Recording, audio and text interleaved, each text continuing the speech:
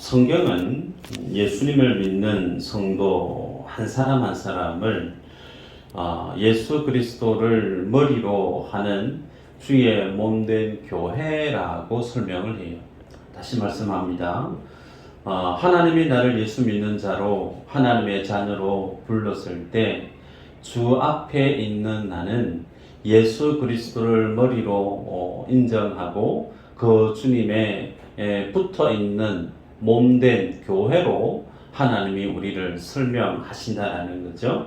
그래서 내가 주님의 몸된 교회로 내가 서 있다라고 하면 내 앞뒤 좌우에 있는 성도 또한 어떤 분으로 주님이 불렀느냐면 예수 그리스도로 함께 붙어 있는 한 몸된 지체로 하나님이 우리를 불렀다라는 것이 성경이 우리에 대한 하나님의 설명임을 말씀을 통해 알 수가 있습니다.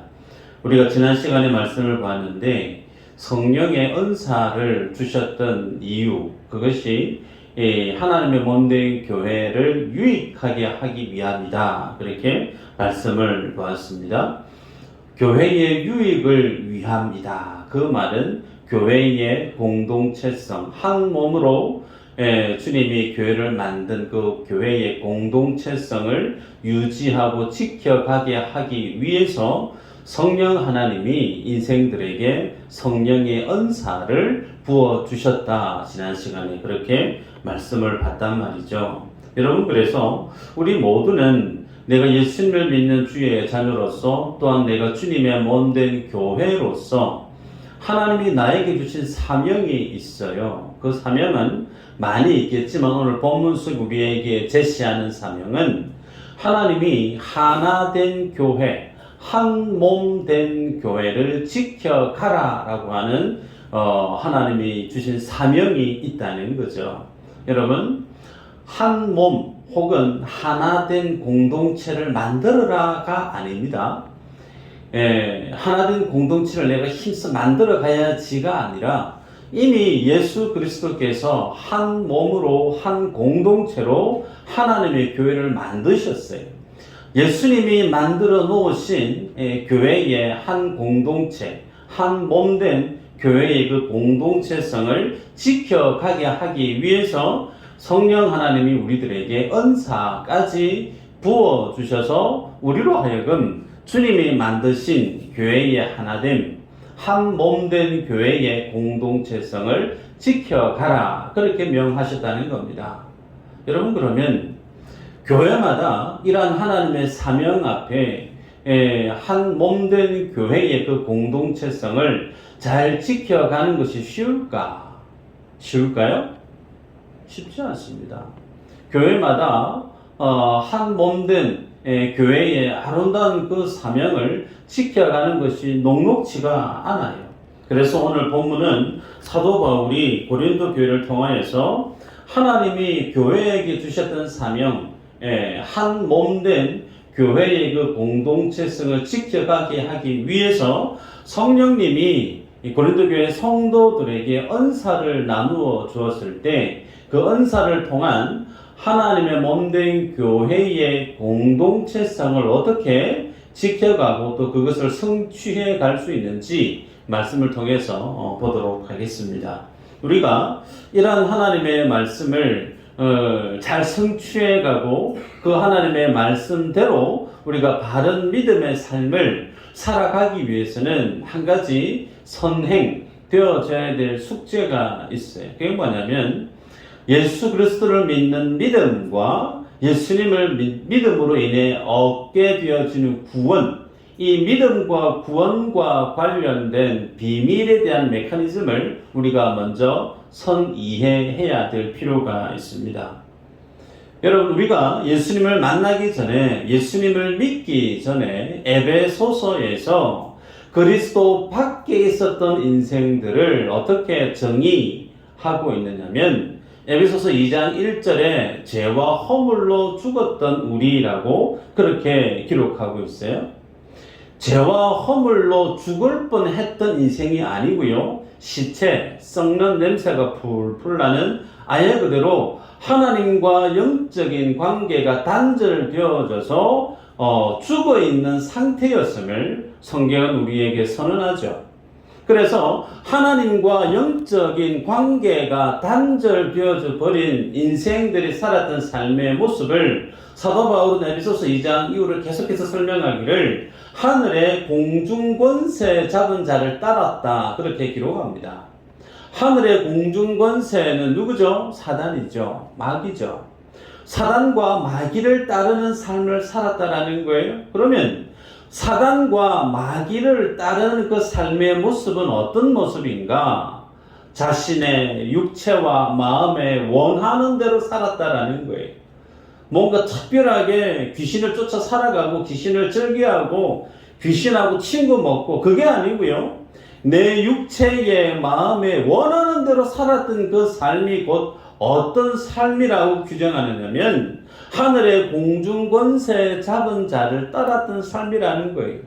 그러한 삶의 결국을 성경은 뭐라고 또 말씀하시느냐면 본질상 하나님의 진노의 자녀였다라고 그렇게 설명을 합니다. 여러분, 그래서 우리는 예수 그리스도를 만나기 전에, 주님을 만나서 구원을 얻기 전에 우리는 하나님 앞에 그 진노를 벗어날 수 없는, 말 그대로 시체 냄새가 풀풀 나는 죽은 시체와 다름이 없는 인생이었다. 그것은 곧 내 생각과 내 욕심과 내 마음대로 살아가는 것, 하나님의 뜻이나 하나님의 계획이나 하나님이 기뻐하시는 것에 대해서 전혀 관심이 없고 오롯이 내 뜻대로 내 욕심대로 내가 원하는 대로 살아가는 그 삶이 어떤 삶이라고요? 사단과 마귀를 쫓아 살아가는 삶이다 라고 그렇게 우리에게 말씀을 한다는 거예요. 그런데 그런 그들을 성경이 우리가 어떻게 선언합니까? 에베소서 2장 8절 한번 볼까요? 읽어보십시다. 시작.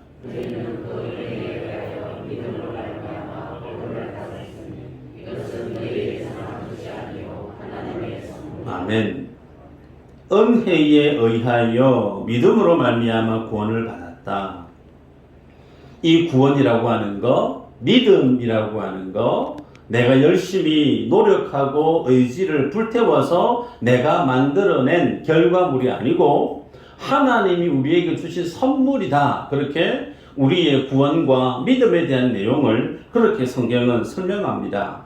그래서 우리가 예수 그리스도를 그러면 어떻게 믿게 되고 예수 그리스도를 어떻게 우리가 믿어서 구원을 얻게 되어졌는가? 이 부분을 좀 볼까요? 요엘서 2장 28절 29절을 한번 읽어보십시다. 시작. 너희 자녀들이 장래의 일을 말할 것이며 너희 늙은이는 꿈을 꾸며 너희 젊은이는 이상을 볼 것이며 그때에 내가 또 내 영을 남종과 여종에게 부어줄 것이며. 아멘. 그때가 언제일까요? 29절에 그때에 내가 내 영을 남종과 여종에게 부어준다. 이 그때가 예수님이 부활하시고 그리고 승천하시고 난 이후에 50일째 되어지는 오순절날 마가다락방에 주의 성령이 부어지게 되어졌다는 거죠. 여러분, 그러면 예수님을 믿기 전에 하나님과 영적으로 단절되어졌던 우리였는데 그런 우리에게 성령이 마가다락방에 2000년 전에 부어졌다라고 성경이 우리에게 말씀하는데, 그러면 성령 하나님이 이 땅 가운데 임재하게 되어지면 무엇이 어떻게 달라졌을까요? 확인해 볼까요? 요엘서 2장 32절 한번 보십시다. 같이 시작. 누구든지 여호와의 이름을 부르는 자는 구원을 얻으리니 이는 나 여호와의 말대로 시온산과 예루살렘에서 피할 자가 있을 것이며 남은 자 중에 나 여호와의 부름을 받을 자가 있을 것이니라. 아멘. 여러분, 여기에서 중요한 게 있어요. 누구든지 여호와의 이름을 부르는 자 어떻게 된다고요? 구원을 얻으리니. 여러분, 우리는 죄와 허물로 죽었던 자라 그랬습니다. 그런데 우리가 어떻게 하나님의 이름을 부를 수 있을까요? 시체는 건드려도 감각이 없어요.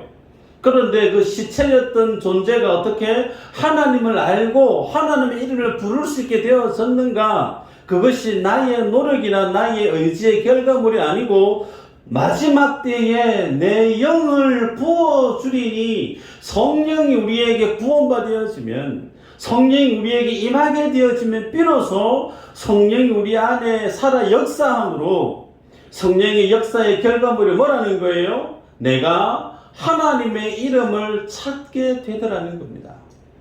그 주님을 찾게 되고 성령에 의해서 우리가 주님을 믿게 되고 구원에 이르게 되어졌다라고 성경이 우리에게 선언합니다. 그러면 우리가 성령을 부원받아지고 성령의 인지를 경험하게 되어지는데, 이것이 어떤 과정을 통해서 우리에게 성령이 임하게 되어졌는가? 지금 우리가 나라고 하는 기준에서 역으로 지금 거슬러 올라가는 거예요.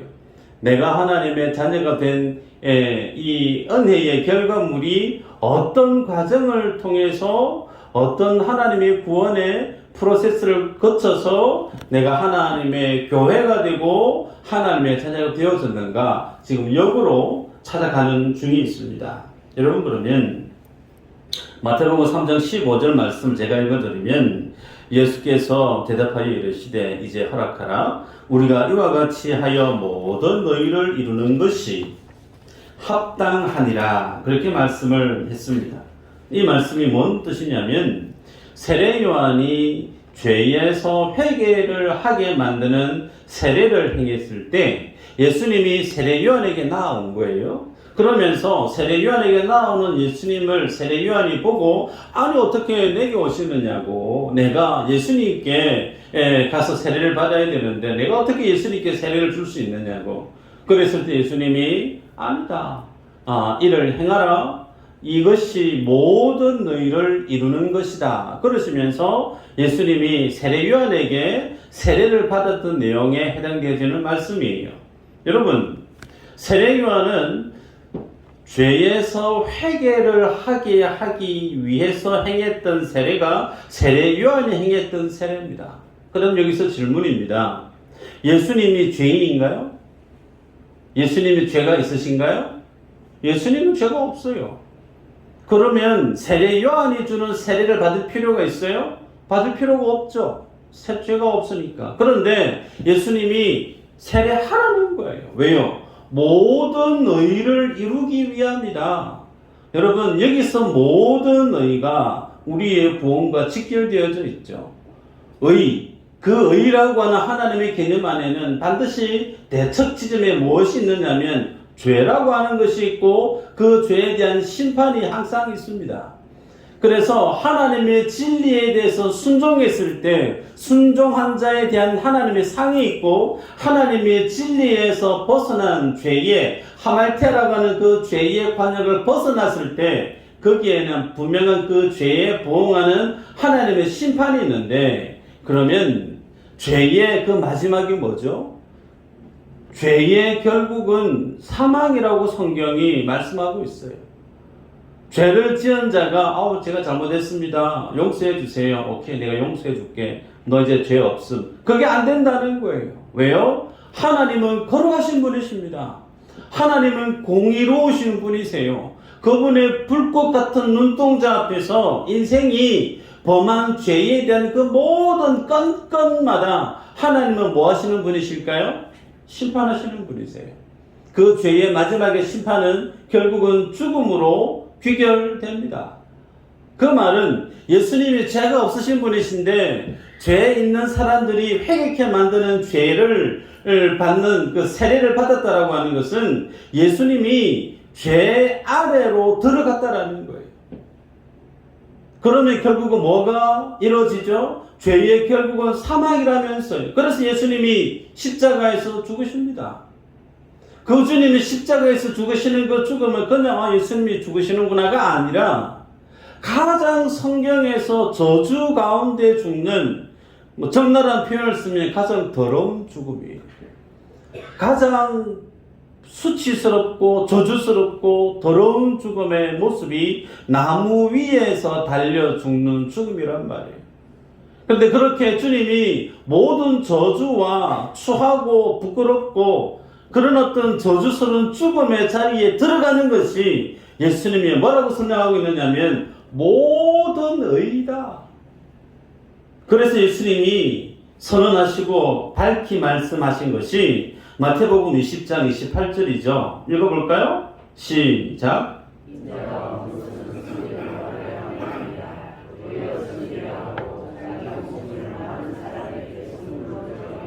아멘. 자기 목숨을 많은 사람의 대속물로 주리함이니라.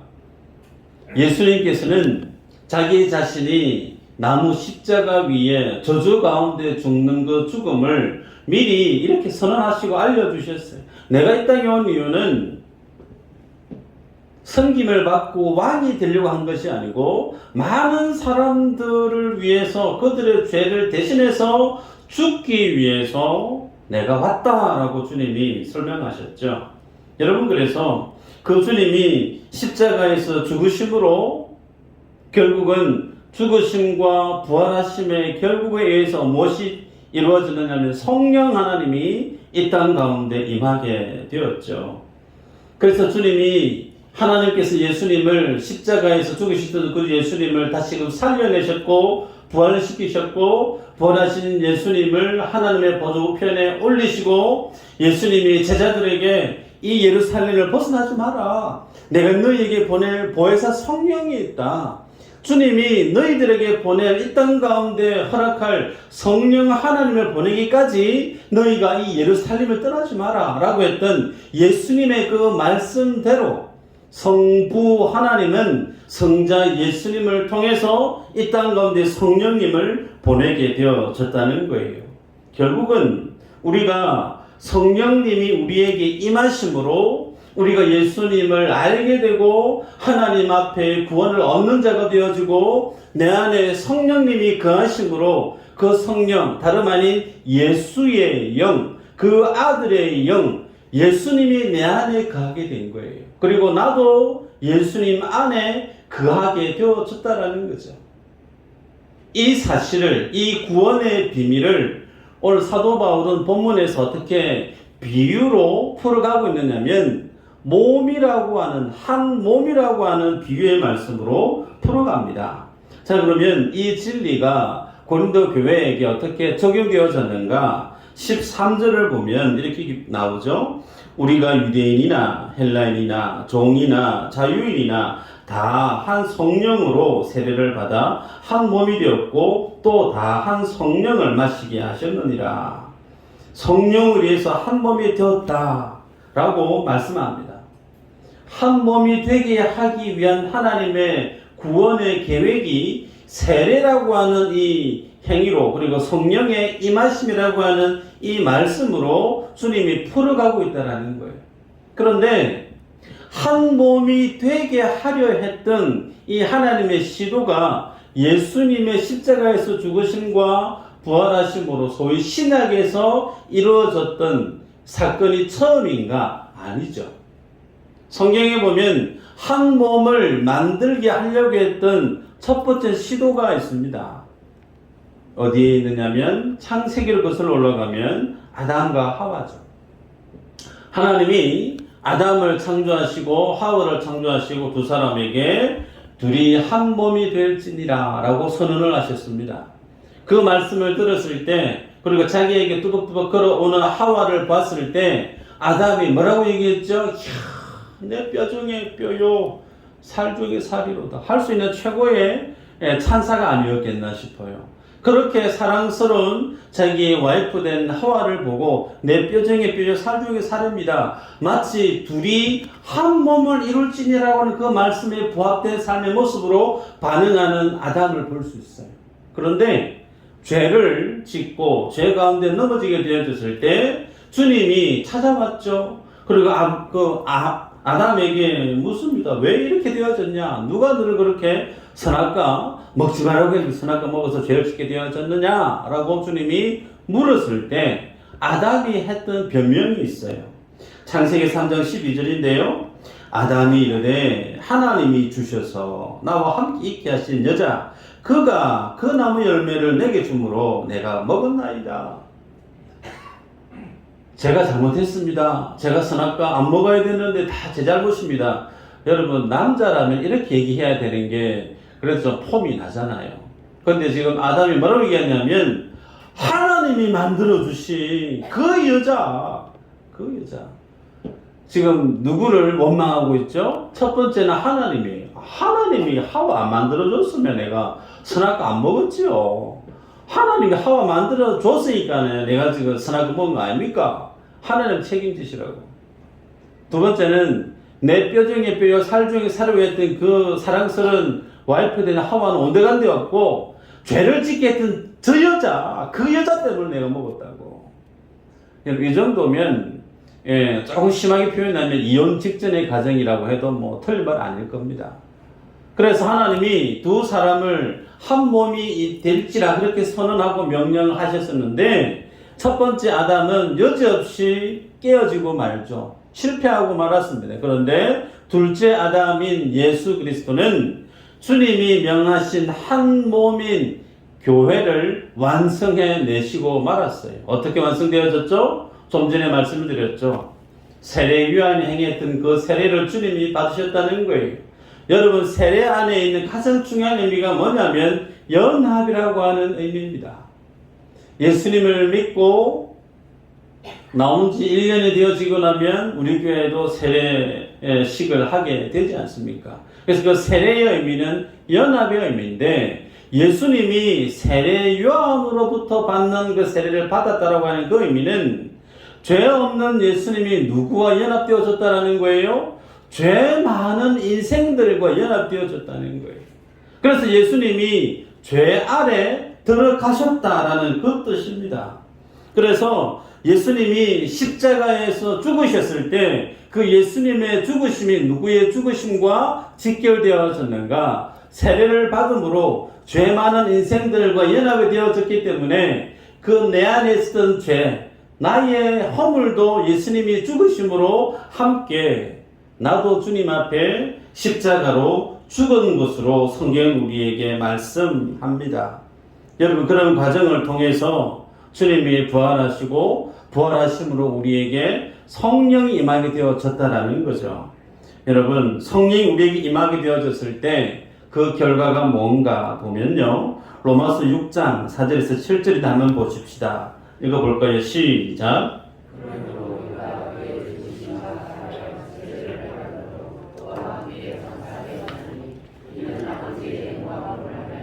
그리스도를 죽은 자 가운데서 살리심과 같이 우리로 또한 새 생명 가운데서 행하게 하려 함이라. 만일 우리가 그의 죽으심과 같은 모양으로 연합한 자가 되었으면 또한 그의 부활과 같은 모양으로 연합한 자도 되리라. 우리가 알거니와 우리의 옛사람이 예수와 함께 십자가에 못 박힌 것은 죄의 몸이 죽어 다시는 우리가 죄에게 종노릇하지 아니하려 함이니 이는 죽은 자가 죄에서 벗어나 의롭다 하심을 얻었습니다. 아멘. 요 5절에 보면요. 만일 우리가 그의 죽으심과 같은 모양으로 연합한 자가 되었으면 그의 부활과 같은 모양으로 또한 연합한 자도 될 것이다 라고 얘기하죠. 연합하다, 소위 세례 받는다라는 것을 이렇게 표현하고 있습니다. 그래서 예수님이 십자가 위에서 2000년 전에 돌아가셨는데 그 주님이 2000년 전에 돌아가셨던 그 예수님의 십자가에서 죽음의 그 사건이 성경은 누구의 사건과 결부시키느냐면 예수 믿는 하나님의 자녀들의 소위 나의 죽음의 사건으로 그렇게 설명한다는 거예요. 나는 2000년 전에 살지도 않았는데 나와 전혀 무관한 예수님이 십자가에서 죽으신 그 사건, 내하고는 아무런 상관이 없는데 그 사건을 성경은 나의 죽음으로도 설명을 하더라는 거죠. 왜 이것이 가능한가? 연합되어졌다라는 거예요. 예수 그리스도께서 세례를 받으셨고 우리도 또한 예수님의 그 세례에 동참한 자가 되어졌기 때문에 내 영이 예수님과 함께 거기에 죽었다라는 겁니다. 그런데 이 사실을 우리가 알고 있었는가? 몰랐다라는 거예요. 몰랐는데 성령이 우리에게 부음바 되어지니까 비로소 내가 그렇게 예수님과 연합되어져서 예수님과 함께 내가 십자가에 죽었구나. 그래서 나의 죄가 예수님과 함께 도말되어지고 사라졌구나. 예수님이 부활하시네. 예수님이 나와 함께 연합되어져 있기 때문에 예수님의 그 부활 사건이 나의 사건일 수 있겠구나. 그러면서 우리는 뭘 바라보게 되어지죠? 하나님의 영원한 나라를 바라보게 되어지고 죽음의 사망의 권세를 깨신 예수의 생명이 누구에게 있다는 거예요? 오늘 내게도 있다는 겁니다. 그 모든 구원하심의 믿음의 비밀이 무엇으로 풀려지고 있느냐면 세례라고 하는 성령의 임하심이라고 하는 사실로 우리에게 제시하고 있다는 사실이죠. 여러분, 그래서 13절에 한 성령으로 세례를 받아 한 몸이 되고 한 성령을 마심으로 모든 지체가 한 몸이 되었다라고 얘기합니다. 여러분, 이 말씀이 당대 고린도 교회 초대교회 성도들에게 그대로 적용되어졌을 때 그 파급력이, 그 영향력이 얼마나 어마어마했을지 여러분 상상이 가십니까? 유대인은 이방인과 상종하지 않는다 그랬죠. 유대인은 사마리아 땅을 가로질러 가면 빨리 갈 수 있는데 사마리아인들을 개처럼 여겼어요. 그래서 부정한 땅, 저기에 내 발을 들여놓을 수 없다. 삥 돌아다녔습니다. 그런데 유대인과 헬라인이 한 몸이래요.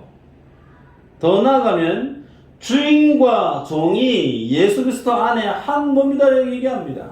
세상에는 여전히 주인이 있고 종이 있고 노예가 있는 계급 사회입니다. 그런 계급이 여전히 있었던 그 시대 때에 그 주인이 고린도 교회의 성도가 되고 그 주인의 노예가 고린도 교회의 성도가 되어졌을 때 그 두 사람이 뭐라는 거예요?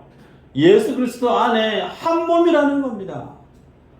세상이 만들어 놓았던 그 모든 계층을, 세상이 만든 그 모든 구분을 예수님의 십자가의 은혜 그 복음은 그 모든 벽들을 아예 다 허물어 버리는 거예요.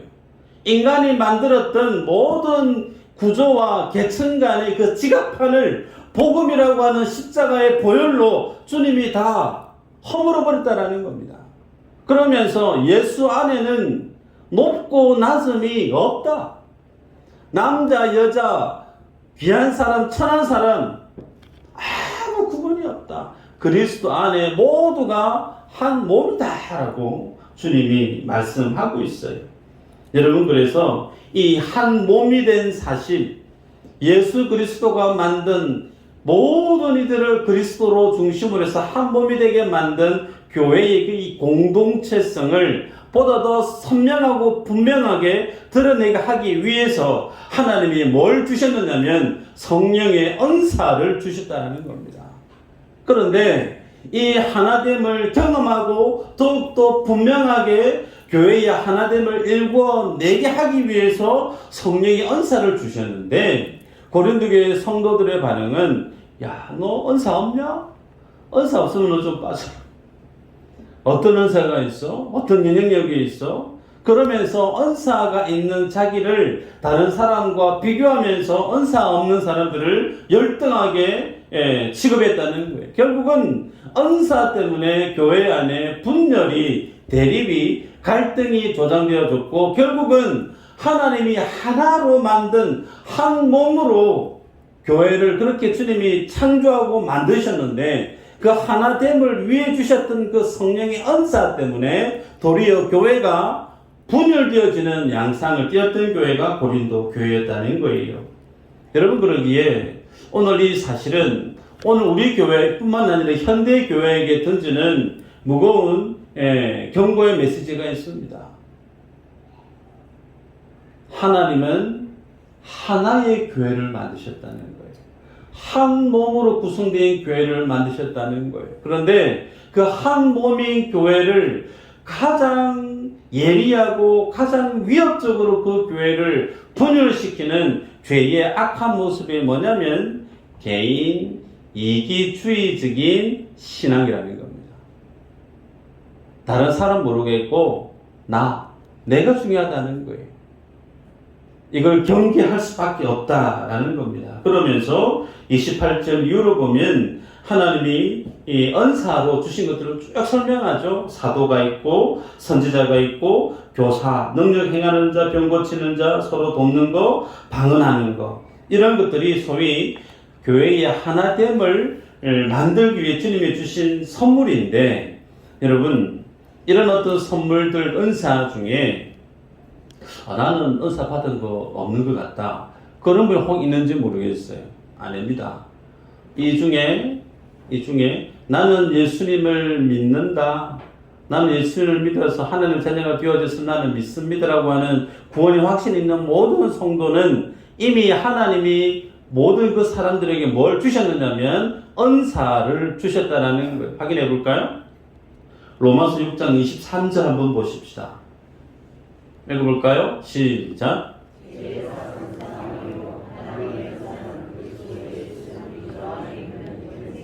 아멘. 죄의 삭은 사망이요. 이해됐습니다. 하나님의 은사는, 하나님의 은사가 뭐라고요? 그리스도 예수 우리 주 안에 있는 영생이니라. 예수님을 믿고 구원받는 것도 뭐라는 거예요? 은사라는 겁니다. 단순히 방언만 하고 신유의 은사가 있고 뭐 기능적인 것만 있는 것이 아니라 성경이 우리에게 주시는 하나님의 은사에 대한 기본적인 말씀은 특별한 어떤 영험한 사람, 신비한 사람, 신령한 사람에게, 몇 사람에게 주어지는 특별한 신비한 체험들이 은사가 아니고, 누구든지 예수를 믿는 모든 사람에게 주님 주신 것이 뭐라고요? 은사라는 거예요. 그 은사를 주신 목적은 교회의 유익을 위해서 주셨다. 그 교회의 유익은 교회를 주님이 한 몸으로 만드시고 하나의 공동체로 만드셨던 것처럼 힘써 하나된 공동체를 세워가게 하기 위해서 우리 모두에게 예수의 생명을 주셨다. 은사를 주셨다. 그렇게 우리에게 말씀하고 있습니다. 여러분, 그래서 구원을 얻는 부분에 있어서 내가 구원받기 위해서 열심히 금식기도 할 수 있습니다. 성경 백독할 수 있어요. 그런데 그렇게 내가 했다고 해서 예수님을 믿을 수 있나요? 안 믿어집니다. 은혜와 진리는 예수 그리스도로 주어진다. 요한복음 1장에 선언하고 있죠. 내 노력이 여하있지 않다라는 거예요. 그렇다고 해서 내가 주님 앞에 열심을 내지 마라, 그 뜻 아닙니다. 우리가 열심을 내는 것 지극히 당연한 거예요. 그러나 그 열심 때문에 우리가 구원받는 것이 아니고 하나님의 전적인 은혜로 우리가 구원받는 것처럼 성령의 은사 또한 성령의 주권적인 하나님의 능력으로 우리에게 주어지는 것이다. 그렇게 성경 우리에게 선언합니다. 그러기에 교회 안에 목회자가 있습니다. 중직자가 있어요. 교회 안에 밥하시는 분이 있고 설거지하시는 분이 있고 운전대 잡고 있는 분이 있고 화장실 변기에 뚜껑 열고 열심히 청소하시는 분이 있고 교회 마당에 벗겨지면 팬티 칠하시는 분이 있고 떨어진 담배꽁초 줍는 분이 있어요. 다 제각각 일이 다 다릅니다. 누가 시켰어요? 하나님. 그 가운데 하나는 왜 이런 일만 하지? 왜 주님 나에게 이런 것만 시키지? 원망 불평할 수가 있을까? 21절 한번 읽어볼까요? 본문 21절. 예, 읽어볼까요? 시작.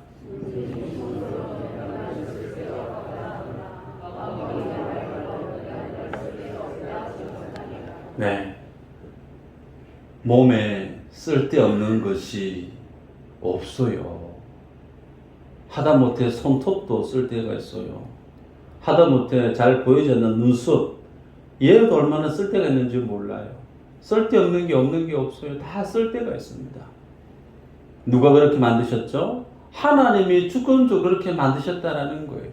그러기에 우리가 몸된 교회 안에서 하나님이 쓰시는 주인된 머리 대신 주님이 주님의 주권적으로 우리를 각자를 들어 쓰십니다. 찬양하는 사람으로, 소뚜껑 운전 잘하시는 분으로, 맛있게 먹는 사람으로, 각양각색 하나님이 하나님의 교회를 위해서 그렇게 쓰신다는 거예요.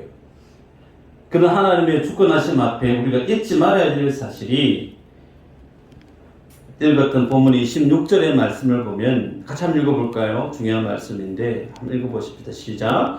만일 한 지체가 고통을 받으면 모든 지체가 함께 고통을 받고 한 지체가 영광을 얻으면 모든 지체가 함께 즐거워하느니라.